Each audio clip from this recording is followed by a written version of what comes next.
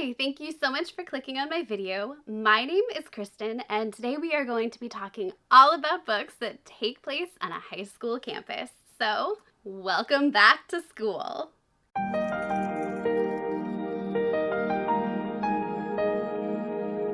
Welcome back to Lit Couture. For me, September is all about apples and academia, so today's video is going to be all about books that are set in the dark academia or gray academia genre. So grab your notebooks and pencils and let's head back to high school. Now, pretty much all of these books take place at an elite high school, but I do want to give an honorable mention, first of all, to Holly Jackson's A Good Girl's Guide to Murder. Now, this does take place at a regular old public high school, and I'm not going to consider this a truly dark academia book, despite the fact that the entire book is based around Pip doing a school project. Now, everyone has to do a capstone project at her high school, and for hers, she's like, you know what, I'm going to investigate this murder because I don't think the student who was convicted actually did it. And so for my capstone project, I'm going to start a podcast. And for that podcast, this whole thing is multimedia, by the way, it's totally fantastic. I'm going to investigate the whole thing, record everything, and try and uncover who actually did the murder. Not a lot of it actually takes place in the school campus. There's not a lot of it centered around the school. You do get some classroom scenes, but for the most part, it takes place outside of the school setting, and it doesn't feel super dark academia or super school centered or grade centered or getting into college centered, which most of the rest of these high school academia books are. So I'm just going to give it an honorable mention because it's one of my all-time favorite books. You've probably already heard of it. You've probably already read it. And the rest of the books absolutely are not dark academia. But I did just want to give it a quick shout out because it is such a great read, and this is the perfect time of year to pick it up if you haven't already. So, absolute 5 stars, and if you are looking for an amazing trilogy that kind of totally goes off the rails towards the end and takes place in high school, but definitely grows up to that college age by the end of the 3rd book, this is totally a great choice. And if you're looking for something with that multimedia element and you love true crime podcasts, Pip is totally a great little podcast host. Give her a shot. You'll love her. Everybody does. Next, I think, is the very first YA dark academia book that I ever read. This is one of my favorite thrillers that I read in the genre, I think, and that holds true to this day. This is Truly Devious by Maureen Johnson. It is a trilogy, and first of all, these covers, aren't they terrific? They just get better and better. So this book is about Stevie Bell, and Stevie Bell, aside from having an adorable name, has decided to apply to the very prestigious, very difficult to get into Ellingham Academy. And what makes Ellingham special is that not only do you have to be brilliant and have amazing grades, but in order to get in, you have to have a specialty. And Stevie has an unusual specialty. She's not a dancer or an artiste or an actress. No, Stevie Bell is obsessed with true crime. And you're probably like, okay, we're all kind of obsessed with true crime. Like, can I go? No. She has decided that her passion project and what gets her into the school is going to be solving the school's unsolved true crime history. And their big unsolved mystery is that the founder's family, his wife and daughter, was kidnapped pretty much right when the school was opened, and it was never solved. All they got was this letter signed Truly Devious, and it just listed a whole bunch of creepy ways that you could murder somebody. Really nice, right? Very, very comforting. And that was it. Nobody ever figured out what happened. And this was during like the Prohibition era, okay? So talk about a cold case. Good luck to Stevie. But she gets in, she goes to the school, she's trying to solve the case and wandering around campus, doing pretty well in her other classes, making friends, and like she has this great friend group. It's a little bit of a found family aspect if you're looking for that. Her friends are fantastic.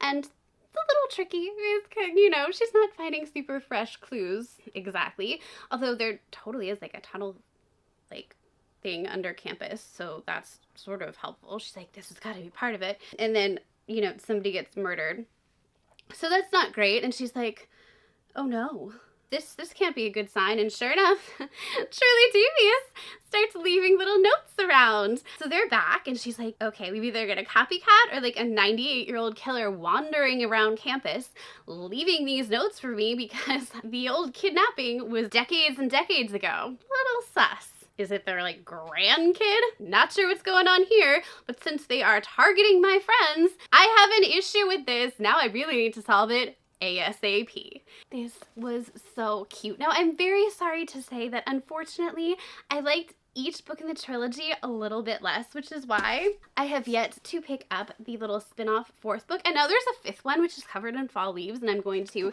pop it up on the screen here because it looks absolutely amazing, and now I'm really, really motivated to read this. Everyone supposedly does love this. I have high hopes, okay? And it's purple, my favorite color, so maybe that's a good sign. But the first book, brilliant. On the edge of my seat. The only downside, okay, she could do so much better than her love interest. Girl, do better. Red flags anywhere. While we are wandering around campus on her, you're thinking the same thing she is. These two mysteries cannot possibly be connected. And it is so much fun watching her solve it and trying to solve it yourself because you're seeing the clues in real time with her. The author is doing everything she can to try and like let you figure things out along with Stevie, which is just wonderful. And the poem, the original poem, really is in there. And I like copied it down in a notebook and was trying to solve it along with Stevie. I totally didn't. But it was great fun. And the school setting, if you are looking for a really incredible boarding school setting for your dark academia desires, this is one of the best YA ones there is. The setting's incredible, and you get the out there artistic students in this one. If you want the artistes, the actress, the costume designers, this is where you're gonna go for those out there students, not just the super rigid, hardcore test scores. This is where you're gonna get the creative minds, the Shakespeare lovers, the crazy like modern artists. This is the book for you if you want that little bit of variety in your academic setting.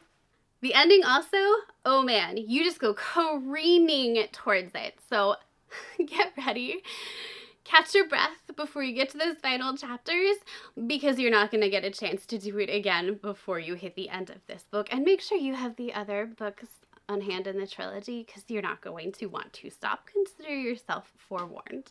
Please make this your pick if you know what it's like to have a passion project and if you are also a true crime aficionado, but you really don't want to have to be the one to have a dead body showing up on your doorstep in order to enjoy that particular passion of yours. So this is the sequel to the book I'll be talking about. One of Us is Lying. I'm going to pop that up here. This is One of Us is Next. I haven't read it yet, but I did buy it as penance, and I'm going to explain what that means to you. I listened to the first book as my second audiobook ever. And the first audiobook I listened to had a full cast of characters, which means that at the end there was like this full thing of credits and a little explanation and some behind the scenes stuff, and I assumed this book was going to have the same, despite the fact that it didn't really have a full cast of characters. So I didn't listen to the last 20 minutes. And then the show came out, and I was like, my husband side-eye the whole time. I was like, did you pay attention to that?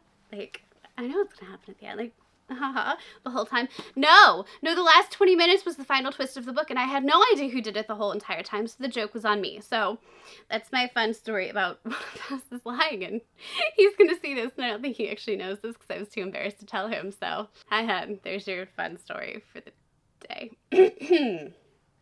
Anyway, One of Us is Lying by Karen M. McManus is a really fun choice for a dark academia book. It has a little less emphasis on academia, a little more emphasis on the murder because locked room murder is super fun if you want for your pick. Keep that in mind.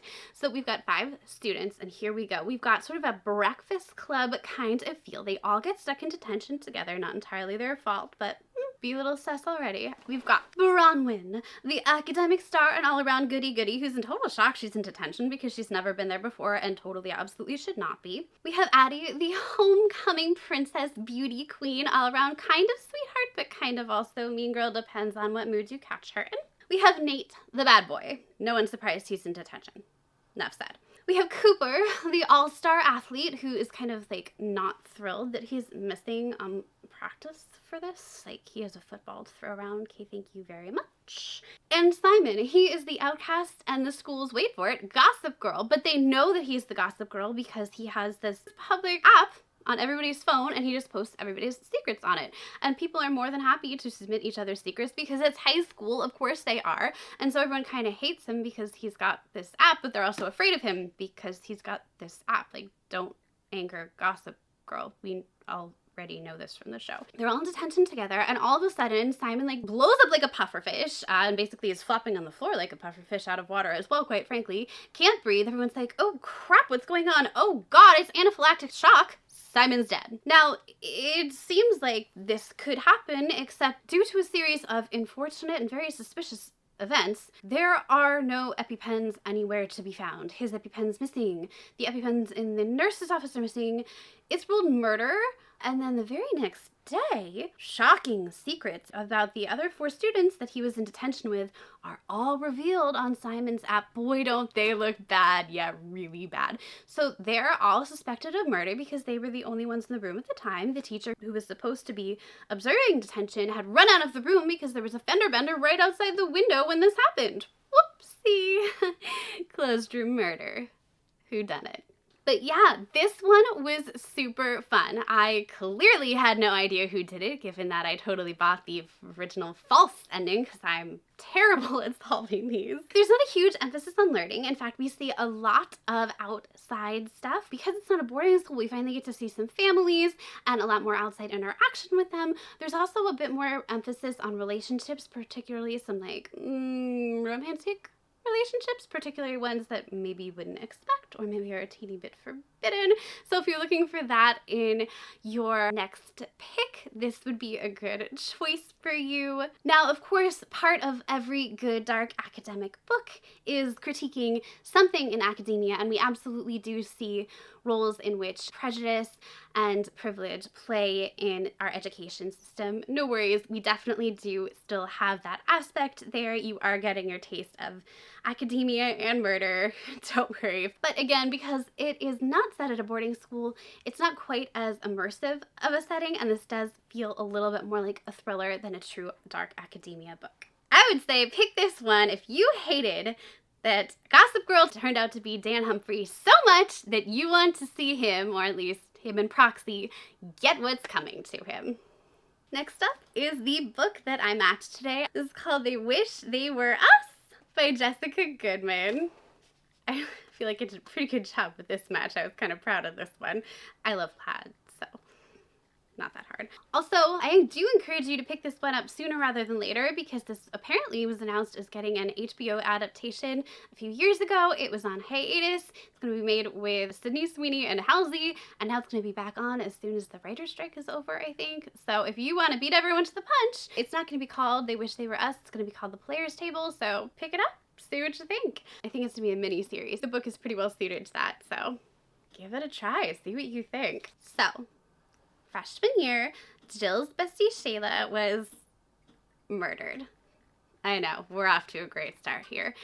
It gets better, or worse, I should say. Unfortunately, the culprit was their other really good friend, Graham. Apparently, he just, like, went off and snapped, and, well, he is now behind bars, and he was a pretty easy conviction because he totally confessed to the police, so he must have totally done it. So, freshman year, her and all of her friends have put it behind them, and they're trying to forget Jill less effectively than others, but they're on the top of the heap now. They're seniors.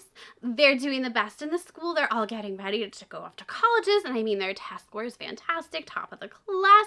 They're like at the top of the social heap. And they're even the top of the players. Now you're asking me, Kristen, you mentioned the players tables. What's the show's going to be called? What are the players? Well, they are the school's not so secret society. And you're thinking, oh, cool, like a high school sorority fraternity. Well, yes, sort of. They have both guys and girls. You're kind of right. Except it's not just social privileges that you get in this club, although you do. The party is fabulous. You also get academic privileges, and I don't just mean like the upperclassmen tutor the lowerclassmen. I mean like test scores and like old tests and like SAT stuff. And I don't just mean like help with your college essays. I mean like, oh, you know the college admissions guy from Yale. You want to be in the Players Club, okay? You really, really, really do. So if you are one of the lucky 8 freshies at Gold Coast Prep, of course it's a private school to be tapped when you first get to this school, you will go through a year of absolute hell. You get pops. They are really awful dares that you really don't want to have to do. And then move up the totem pole, and by the time you get to the top of the class, you get to pick the pops and make all of the freshmen do every awful thing you had to do. It's super fun.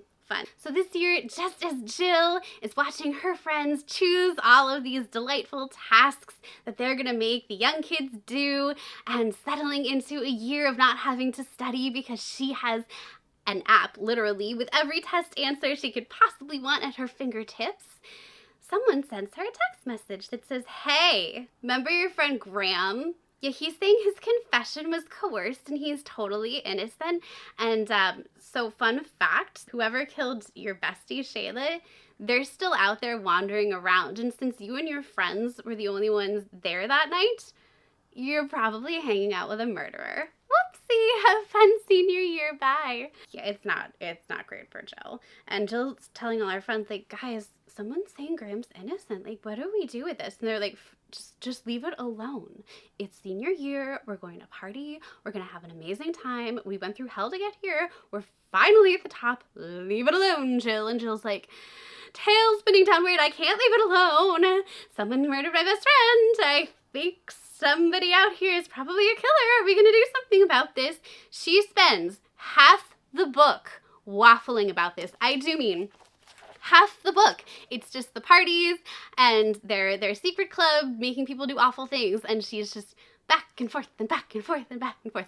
If you're cool with just watching that, great, enjoy. I was tapping my foot the entire time waiting for the book to get going, and finally, she's like, "Oh dear, I guess if someone says Graham's innocent, maybe I should look into it." The pacing of this book made me nuts. It wasn't like she was in this crazy agony the whole time either. They really just focused on her in her classes and this club. It wasn't some terrible social agony. It wasn't a bunch of texts telling her, you better do this, please help me. Nothing. There weren't clues or hints. We really did not get into the actual mystery for half the book. Why? Once we did, the book was pretty good. I mean, it was solvable. You could figure it out. It was slightly predictable, but it was very, very enjoyable. And what this book did particularly well, quite frankly, was the suspense moments. Oh man, there were so many moments where she was sneaking around and like 6 seconds away from getting caught, and you're panting like, shut the door, hide behind the bed, hide under the bed, hide in the bathroom. Oh my God, what is your excuse going to be? Close the drawer, you idiot. He did it. You know you're in the room with him. What are you doing? Get out. This book had so many of those moments, which is why I think the miniseries is going to be a lot of fun, because you figure things out like a split second before she does or just with her, and you know she's like in danger so many times, or you think she is at the very least. This book definitely had you going for the second half of it. I will say, if you want some more thrills, woo! This was a good choice. Little predictable, but it did a lot of fun things with suspense and making your little heart go pitter-patter in fear. I would say make this one your pick if you want to see a secret society slowly come apart at the seams, because there was a murder that occurred within their ranks. The murder victim was a part of it. The convicted murderer was a part of it. Then it turned out the convicted murderer was not a part of it, and the investigation slowly makes them all accuse one another, and you get to just watch everything fall apart in a really kind of delicious way. I enjoyed it. I did. I know I made it sound like it was driving me crazy, and maybe the first half did, but watching that society come apart after you watch them be so superior for half the book, yeah, no, that was pretty fun. I'm not gonna lie to you. Now, I'm more than sure that you have heard this book spoken about before, but I think it would be downright irresponsible of me to talk about high school dark academia and not mention Ace of Spades by Farida Abike Ayimde. So this takes place at Devious Private Academy, and this is another very exclusive school, okay? You've got, in case you couldn't guess, these are the two students that we will be following. And at this school, you are expected to be absolutely perfect. And unfortunately, a character calling themselves Aces is about to make it very difficult for our two characters on the cover, Devon, I'm talking about him first because I loved him more, and Chiamaka. Now, delightful Aces starts to basically pull a gossip girl on these two students when he starts targeting the only 2 black students at the school, delightful, right? And decides to reveal their deepest, darkest secrets to the school via text message. Now, Chimaka, she is queen bee, president of the school. She kind of has made herself a fair target. I think she is certainly out there, Miss Popular. Everybody knows who she is. Poor Devon, leave this man alone, okay? He is a sweet, quiet, delightful, sensitive soul who just wants to be a musician and practice like every waking hour in the music rooms. Leave him alone, okay? Leave Brittany alone. I mean Devon. Leave him alone. Unfortunately for him, his secret gets leaked first and sets off this unfortunate chain of events at this school. And these are not the kind of secrets where it's like, tee-hee, he was seen like, you know, littering. No, these are the kind of secrets that ruin lives and can keep you from getting into college, and things escalate and escalate and escalate. And by the end of the book, both these two are in way over their heads and their entire futures are at stake. And they need to figure out who Aces is and fix everything fast, because this is a game that goes, well, way beyond high school. So the book starts off with quotes from Get Out and Gossip Girl, and this book does a very good job of combining themes from both of those things and is generally an exploration of racial injustice and prejudice and institutionalized racism within our education system. No one's surprised to hear this, particularly because this book was so popular a couple years ago and still is popular. I'm still seeing it on recommendation lists this year. No surprise, it's fantastic. What I will say is seeing it done, particularly in a YA setting where these kids are still in high school and their futures have barely even begun, just makes it so much more heartbreaking. And what the author does particularly well is that this is not really at a boarding school. We do see their home lives, so we see their parents, we see their siblings, we see, I think, their pets. I mean, we see a really well-developed sense of who they are for each character. We get an idea of their backgrounds, their relationships, you know, what they want, their desires, their pasts, you know, what they want for their future. Everything about them is just so well filled out that when something happens to them, you really truly feel it. And a lot of this book, the time is really taken and the care is really taken to make sure that we are feeling everything that happens to these characters, because we are absolutely made to care for them. I did think that the ending was a teeny tiny bit rushed, but I also think that that was done kind of brilliantly, because by the end, the walls are closing in on these two characters. I mean, the people around them are literally saying, like, your future is over. Everything is closing in on you. You are done. This is it for you.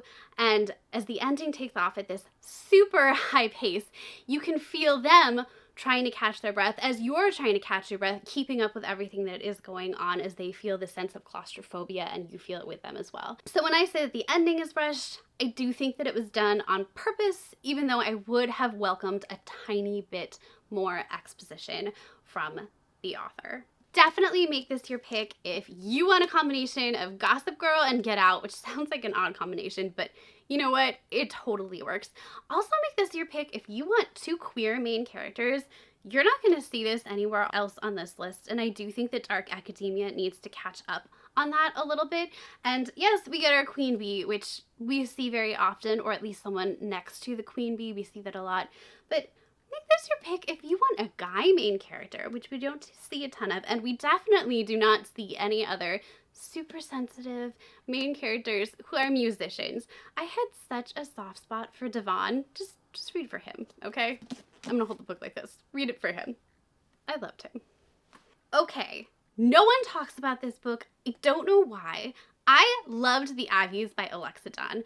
This is one of the ones that I read just in the last week in preparation for this video, because all I want to read is academic books in September. What did I say? September is apples and academia, right?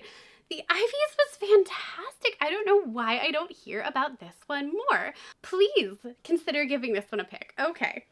So the tagline is "They would kill to get in." This is about Claflin Private Academy. And in this case, yes, we have another like starring girl who is slightly underprivileged. We have Avery, and she's in with the other four main super rich, super popular, super like queen bees of the school. The Ivies are basically the plastics. Okay, but the Ivies. And they literally call themselves the Ivies. And I don't just mean that's the name of their clique. I mean, they call themselves Harvard, Penn, Yale, Princeton, and Brown. Like, those are their nicknames. Our girl here is Penn, and shout out to Penn, my bestie went there. So it's very literal. That's how intense the academics and expectations are at this school. And our girls take it so seriously that the entire book, or at least the beginning of it, is about how they are sabotaging all of their classmates to ensure that they are the ones at this prep school who are going to be the ones who make it into the Ivies, because as you know, it's an unspoken rule that Ivy League schools only accept so many students from each individual school into their institution to make it fair. And these girls are like, we're gonna be it. I am going to be the Harvard applicant who gets in. I'm going to be the Brown applicant who gets in, and so on and so forth. So, sabotage. No, seriously, like, they're gonna pull an alarm in the middle of the night and make sure the boys get no sleep before an exam. They're gonna get somebody accused of cheating. They're gonna do whatever it takes to make sure they mess up everybody else to get what they want. Early decision day dawns, and it turns out a spot at one of these schools is worth someone else's life, because we've got a murder that night. And that's where the description of the book leaves off, but just know, it is so good. Solving the murder, and it is of one of the Ivies, I will tell you that much. The jealousy, the twists, the turns, this book is so good. Every time I think I've just got it, a little twisty turn happens again. It's wonderful. It's so delightful. The academic setting is really terrific. You do get your academics. You get the intense competition that you want for these girls competing for these elite spots at these colleges. It was so good. I mean, you got the super exclusive boarding school. You've got the underprivileged main character who's besties with the main popular super rich girls. This book kind of wants to be everything all at once. It even pulls a little bit of Gossip Girl on there with the parties and college vibes and like some very important text messages that show up here and there. We even have a little PLL going on with some hints at crushes at like teachers, and is there something going on there at one point? Yes, that means it does have to water each one of those things down a tiny little bit, but it does it in a way that feels so deliciously familiar. This is like putting on all of those themes in the form of your old favorite cardigan, and it is wonderful and comforting and familiar, and you just love every moment of it, and it still somehow felt fresh and a little different. And to see these girls and see their vicious sabotage and be on the side of that, our main girl, she is not perfect. And it is refreshing, and yet you still totally sympathize with her. They still make her feel like she is, well, not the worst of the worst, I'll put it that way. You cannot trust anyone in this book, and there's even a little bit of a cute romance going on. And it's a standalone, which we love to see. So please make this your pick if you want to mix Good Girl's Guide to Murder with Truly Devious and have some One of Us is Lying vibes at the end, because it has that truly frenetic, crazy pacing going on right at the very end of the book. This is such a good pick. I hope more people will opt to read this one this year because it deserves the attention. Marisha Pessl wrote Special Topics in Calamity Physics. I wasn't sure why we didn't hear about this one that much. I thought maybe because it was a bit older, but it's also slightly unhinged. So here we go. Just so you know, I didn't know how I felt about this book for like an entire week after I read it. Now I've decided I don't really like it. Consider yourself forewarned. This book is about Blue, which is a stupid name, but that is her real name. And she was raised completely by her father. Her mother was totally out of the picture. And he drove around the country. They never stayed in the same place for more than a few months as a visiting professor to various college campuses. So she was raised on literature and lectures as opposed to like Pop-Tarts and pop culture, if you're thinking Gilmore Girls. And if you're asking me why are you talking about Gilmore Girl vibes, hang on. So senior year, she finally gets to stay in one place. He's like, surprise, I bought a house and we're gonna stay in one place. And she's like, this place is huge. How do you have all this money? And he's like, don't worry about it. By the way, I want you a $17,000 desk. And she's like, what? And he's like, yeah, you're going to this super exclusive, super expensive, super special place called the St. Galloway School. And they're like really rigorously academic and you're going to be amazing. And sure enough, she's like, yes, I am. I'm completely brilliant. And sure enough, she's number one in the class in like 5 seconds. And she really is brilliant. I'll give her that much. And Blue soon gets in with a group of very elite students called the, wait for it, the Blue Bloods. I can't make this up. And then there are 2 murders. And that's kind of where the summary sort of leaves you off. I'll get into it in a sec. But okay. This book is so unbelievable. This girl is supposed to be 17, and this basically reads exactly like Rory Gilmore is speaking, except it's The Secret History. And a 16-year-old, okay, I'm just gonna open to a random page, is not going to be able to pull from hundreds of different books and articles at the drop of a hat. And literally in here, okay, there, you can't see this, I'm not gonna try, but there are citations at the end of like multiple sentences per page. Like on here I can see five different citations from completely different books and articles, and they have the year attached, just for fun. This is just her supposedly writing a book that she decided to write for kicks and giggles when high school ended, because she just was compelled to write about her experience. In the beginning, she talks about how she never thought she'd write a biography, even though she was living a life worthy of writing a biography her whole life. That's how she was trying to live her life. And then finally was like, you know what? My life is good enough at 19 or 18, however old she was at the end of high school. No one would believe The Secret History was narrated by a 16-year-old, but that is basically what we are expected to believe, only worse. It's so pretentious. I can't even. I mean, I know dark academia is supposed to be pretentious. A whole new level. Okay. Also, we spend like probably 2/3 of the book waiting for her teacher to get murdered, and I'm sorry, that's the second murder in the book. And no, this is not a spoiler, because literally the description talks about her teacher getting murdered and how that like sets off all the events. No, that is the big event, because it happens almost at the very end, and that's what we're waiting for. And we're waiting, and we're waiting, and we're waiting. And I am not the kind of person who sits around and wait for murders. Okay, I like people, I feel bad for people, I don't want them to get murdered, but even I was like, God, just happen already. No, it would not happen already. Can we just talk about how it was super inappropriate for her teacher to be like kind of the head of this Blue Bloods group and have this group of students, like 16-year-olds, over to her house with no one else there for like salons. Sure, if they were just discussing literature, maybe, but just cooking them these elaborate dinners, and it's like this pseudo-intellectual thing where they're not really talking about anything remotely school-related or assignment-related. They're just like talking and having these elaborate meals. And God, I never thought I'd miss the smut salons from Bunny, but here we are, okay? Here we are. Thank you, Marisha Pessel, for making me appreciate Bunny more, I guess, because it was this kind of Lolita-esque thing go on, except we had a female teacher and a male student pining at her. Blue's a female, by the way. I'm not talking about her, I'm talking about her friend Charles. And we don't know if anything ever actually goes on between the two of them, just to be super clear, except for him making like heart eyes at her and once like jumping out and scaring her in an overly familiar way. That's it, that's all we get. But, ugh. Why? I didn't need that aspect, okay? I really did not. And then, the last like 100 pages are completely unhinged. You spend the entire rest of them, it felt like Riverdale. You know when Riverdale just goes off and all of a sudden it's like supernatural, and then there's like a time jump and you're like, what are you doing, writers? What just happened? None of this has to do with anything else that happened in the book. I mean, maybe you planted a few hints here and there that you were gonna just go off. That's what happened. I have no idea where any of that came from. Maybe there were teeny tiny little seeds of hints planted in the rest of the book, like, hi, I like history. Sure, okay. What was that? Wait, what? Sure. You do your thing. It's your book. I have no say in what you do, but that was unhinged and completely wild. And some people, I'm sure, absolutely loved this book and thought the ending was brilliant and loved getting whiplash every 60 seconds. I did not. But that's dark academia for you, I guess.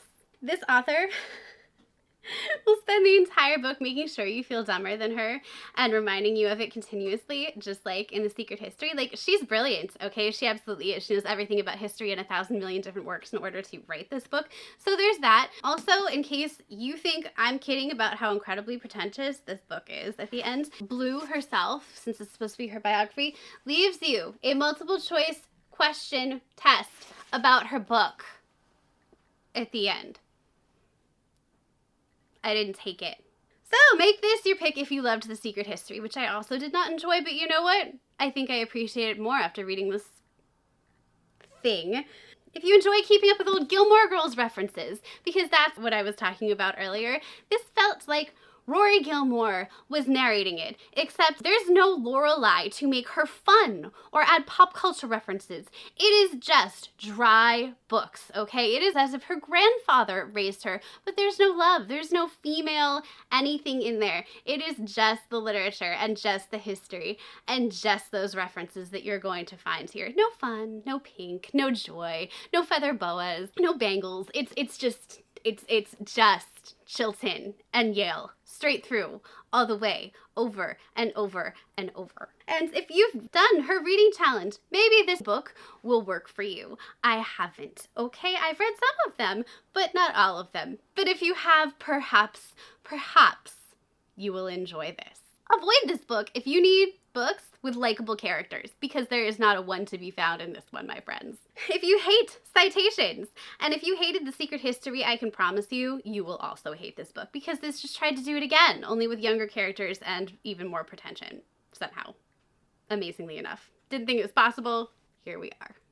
So this is one that I haven't read yet, and I'm actually really excited to. This is People Like Us by Dana Meal, and when I looked it up on Goodreads, it told me that this is Gossip Girl meets Pretty Little Liars, and I was just like, do you know how many times I have watched those two shows? Pretty Little Liars I have watched at least 10 times through. Okay, maybe not the last season, but Gossip Girl definitely like 6 or 7 times.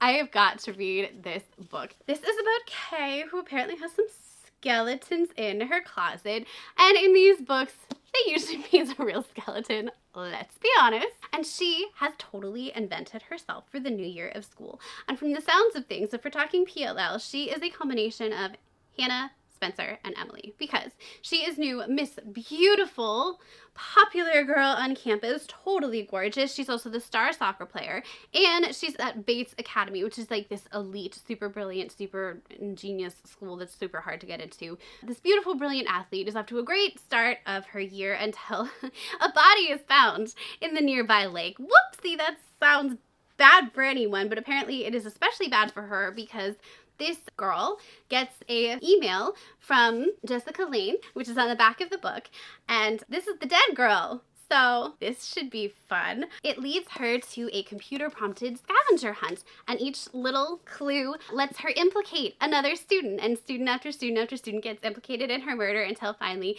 Kay herself gets implicated as a suspect. Whoopsie! But you know what? Apparently this is not a problem because according to the summary, kids are so smart at Bates they can make their own truths. So this shouldn't be a problem for Kay. I have no idea what that means, but I really want to find out. And I'm just going to read you the first little part of this email and the last little part just to really entice you, because this is what's getting me to read this book probably tonight.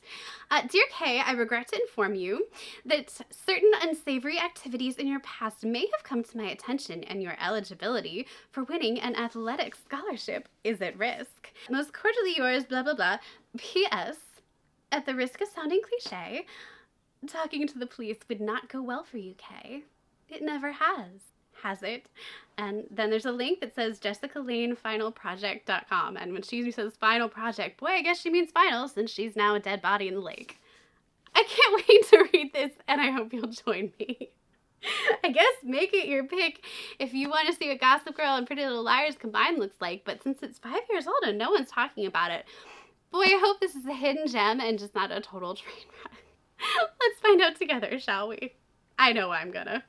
Next is this little gem that I found, which is going to satisfy my Clue craving, which I watch every single October. It's one of my favorite movies, and yes, I enjoy the game as well. This is the single board game that I get really competitive for, by the way. This is it. Everyone else, I'm like, you can win, have fun.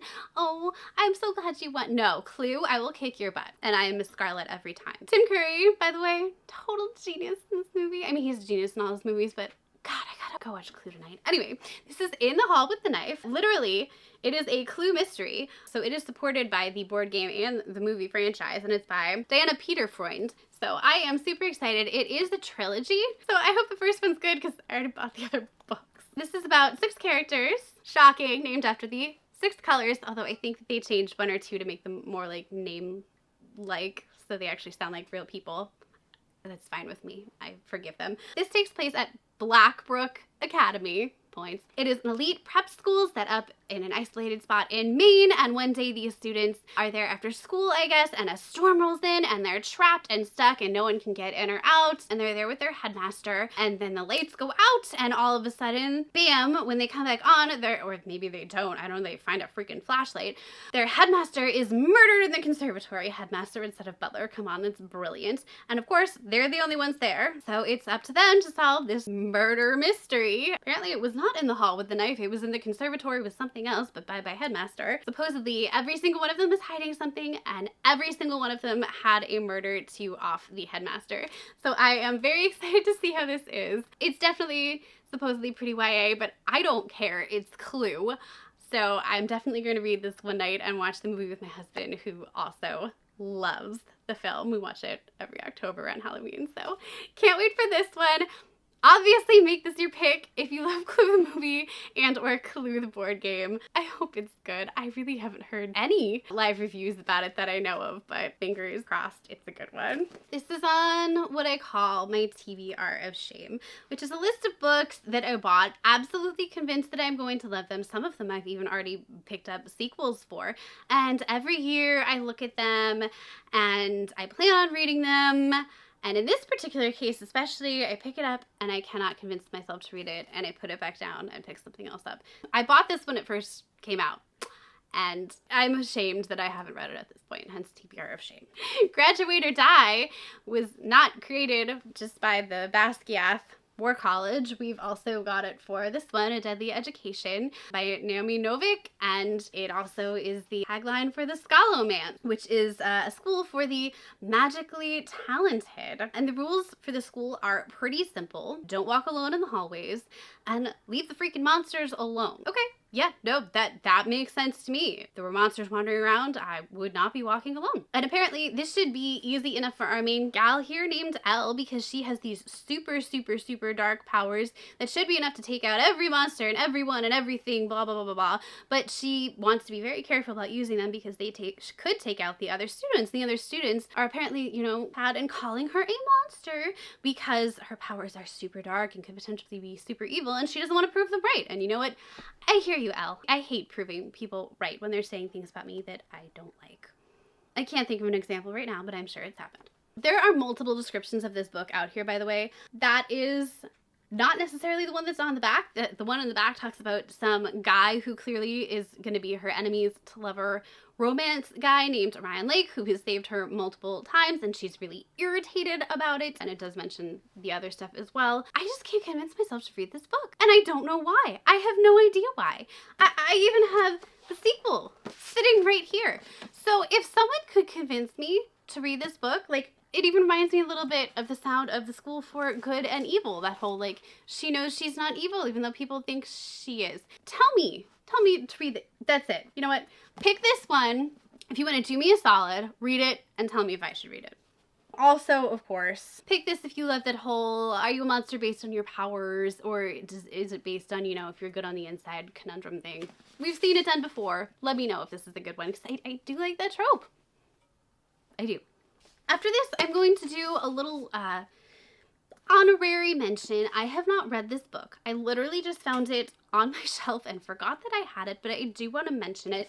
Not only is it another plaid book, so I can't help myself, but All the Girls by Emily Layden. I don't think it focuses a whole ton on academics, but I did want to touch on it because it does take place at a boarding school. And it's back in the 1800s, so that does give it a whole different flair. Basically, the premise of this story is that it takes place at an all-girls elite boarding school back in the 1800s, which makes it a little bit different. It takes place in Connecticut, and these girls go back in 1813. They're all ready for their autumn semester to begin when they find out that one of their professors has been accused of misconduct, shall we say, towards one of the female students. And this wouldn't be so bad, except it happened 20 years ago, and that professor is still teaching there, and apparently nothing had been done. This obviously throws the school somewhat into chaos. They're like, why did the administration do nothing? And this is an unusual school for the 1800s. Apparently they are forward-thinking and supportive of the more feminist ideas that are going on at the time, which in 1813, not sure how far ahead we could be, but That's what the flap says. And as the school gets thrown into total inner turmoil, the girls sort of are starting to like seize more and more power. So this is really not based at all on academics. This is very much a feminist novel, but it does take place in a boarding school and focus on sort of the Me Too and a look at the, you know, how much power should students have versus administrators versus teachers have in the academic hierarchy. And I think it would be an interesting read, but I'm not sure it totally fits into the theme of this video. However, I've never heard anybody talk about it. So I did want to give it a mention in case this sounds like something you might be interested in. However, I can't speak too much on it because I haven't read it yet either. I just happened to find it sitting on my shelf, which, where did it come from? I don't know. Maybe it's a sign. Next up, I want to talk about Madam by Phoebe Wynne. And this one I've had on my shelves for quite a while. Anytime you tell me a book takes place in Scotland, I'm going to pick it up. It just took me a little while longer than I care to admit to read it, and I'm so glad that I finally did. If you want to stay in education and be a high school teacher, don't pick this school. Boy, that's what I learned. So allow me to read you what I imagine the job description perhaps might have read for this one. Wanted a classics teacher for specializing in Latin, not too bad so far, for an isolated boarding school set on the cliffs in Scotland. You know, it's still not too bad. Look how pretty it looks. Room and board will be provided for you. Still good. Your outside family will also be provided for too. And outside they will remain. Only those who will uphold the prestige and traditions of the school, along with its academic excellence, and who will help its young ladies emerge truly ready and prepared fully for society need apply. I imagine that is pretty much what the job description sounded like. And our dear main character, Rose, was like, yes, sign me up. This sounds perfect. Oh, Rose, you naive little fool. So she is the first person to be hired from the outside, as in not one of the former students, in a decade. Go, Rose. Good choices. And she really struggles to fit in at her post, given this outsider status, both with the students and the staff. She finds the girls to be really tricky and kind of standoffish, and the staff to be pretty much the same. And everyone openly basically is like, look, you're on probation. We're not going to tell you any of the school secrets. We're not going to tell you what's really going on here. There are other things going on here, but you just focus on your Latin and we'll let you know about the rest of the curriculum and like what we really learn and teach later. Well, she attempts to, you know, teach her lessons and bond with students, and she's starting to get there. She's decided that she's going to teach the girls, because it's an all-girls boarding school, about, you know, famous Greek women, you know, and tragedies like Medea and Dido and, you know, those stories, and they seem to be appreciating the stories. Who doesn't like mythology, right? She's also starting to wonder a little bit about the mysterious demise of her predecessor, because no one will tell her what the heck happened.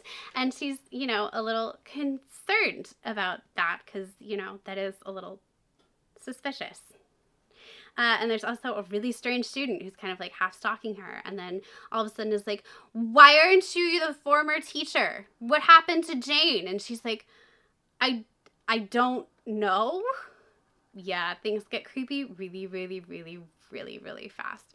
And I was like, are we gonna solve this mystery that quickly? And yes, we are. We find out what's going on fairly quickly, and it's pretty obvious. And I'm like, what's going to happen? Yeah, it turns out that's not actually like the super creepy part of the book. The super creepy part of the book is that Rose can't leave. Rose is trapped on these grounds. There are porters keeping her there.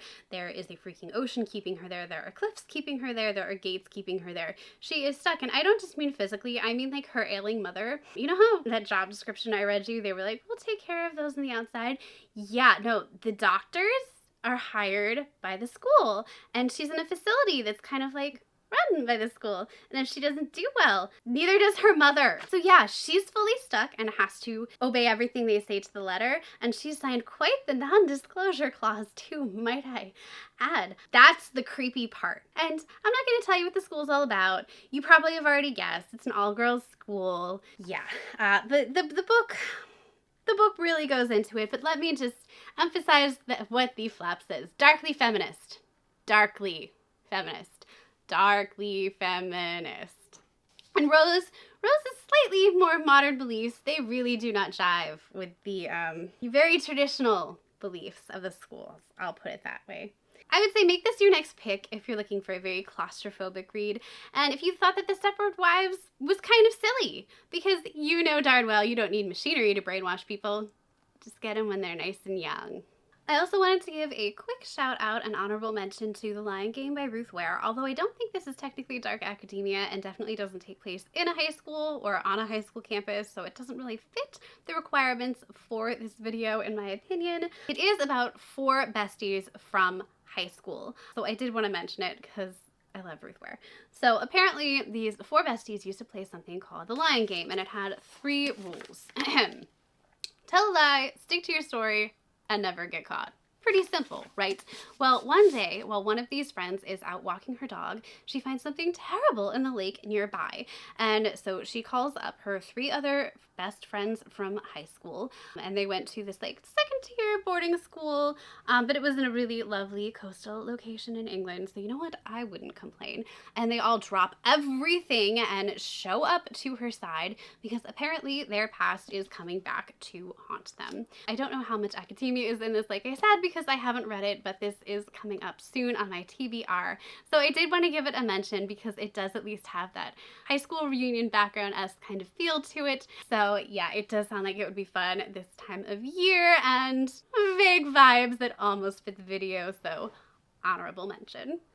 The last book in today's video is going to be I Have Some Questions for You by Rebecca Makkai. This does take place on a high school campus, but we have a guest lecturer kind of situation, and while Madame took place in the 90s, this takes place in modern day, and this is about Bodhi, who is a podcaster. I just can't get enough podcasters, I'm sorry. And a film professor who, for some inexplicable reason, has said yes to her old alma mater, a high school, when they've been like, do you want to teach like one random film class? And she's like, yes, totally. That sounds like so much fun. I totally don't have better things to do as a professor and podcaster than teach one high school class. So she goes back to poke the bear where the murder of her roommate Talia occurred, because why not? The old athletic director who was convicted and put behind bars because the police work was apparently super fast and a little shoddy, and you know what? He was a person of color, so are we super shocked to hear this? No, but everyone wanted a fast conviction, particularly the school, because yikes, you don't really want a kid on your campus murdered. So she's going back and she's like, you know what, while I'm there, let's see what I can do, because I'm totally smarter than the police and I can totally do better than them and find clues that they didn't, even though this occurred years ago. I'm sure there's still stuff lying around there. I mean, you know what, good for her. After all, if the guy who was convicted didn't do it, that means the real killer is still wandering around, and there's a chance he's still teaching students, so it's probably for the best someone else gives it a second look. This book got a ton of hype when it came out, and I did love it. I'm super glad I got it. I pre-ordered it. I was very excited. I thought it was a great thriller with one major caveat, and that is the marketing. This was marketed as a literary thriller, and while I thought it was a great thriller, a literary thriller, I do not think it was. I think it often sidetracked itself, which is kind of a talent, one that I manage to do all the time. Heck, I can interrupt myself, but I think I just did. But in a book, it is somewhat less impressive and somewhat distracting, and I wish that it had been edited slightly, and then I think it would have been more effective overall. Basically, I think that it tried to do too much and say too much all at once. While I appreciate the many topics that it tried to discuss, there were just too many of them. Here are all the things that it tried to talk about, okay? It wanted to tackle the justice system as a whole. It wanted to talk about systemic racism. It wanted to talk about how rushed the justice system can be. It wanted to talk about the Me Too movement. It wanted to talk about bullying. It wanted to touch on the whole Lolita topic as thing, and it wanted to talk about the male gaze and how inappropriate it is, particularly in the school system and when focused on underage girls. That's a lot of things, okay, to be talking about in a single book, and when you try to accomplish all of that in one book, it's going to feel rushed and you're going to wind up lacking depth in each topic as a result. So unfortunately, what happened for me is that it never fully reached the level of literary fiction. So I would say read this if you do want to head back to 1995 because the flashbacks are fantastic. I loved them. In Madam, the previous book that I was talking about by Phoebe Wynne, you really feel like you are way back in time. I mean, that book could have been set 50 years prior to its actual setting and I would have bought it. This one, you really do get the good old 90s and it was a lot of fun seeing that. You want to read a great thriller. I think it had really good thrilling elements. I think the mystery was a lot of fun. It had some of those podcast elements and true crime elements that we do all seem to enjoy perhaps a little too much right now. And you do see some social justice. Just don't expect real literary fiction from this book when you're going into it, and I think you will have a much better time than I did overall. So that is it for me today. If you are concerned that we only spent our time in high school, don't get your backpack straps in a twist. We are headed to college, post-grad, and even a whole bunch of reunions in our next video. Have no fear. Please like, comment if you are excited to head to college with me, and subscribe if you want to know when that next video comes out. But for now, I will let you get back to your book and leave you with this little PSA. Public school, as it turns out, is a much safer option. So thank your parents if they didn't send you to private school. Bye.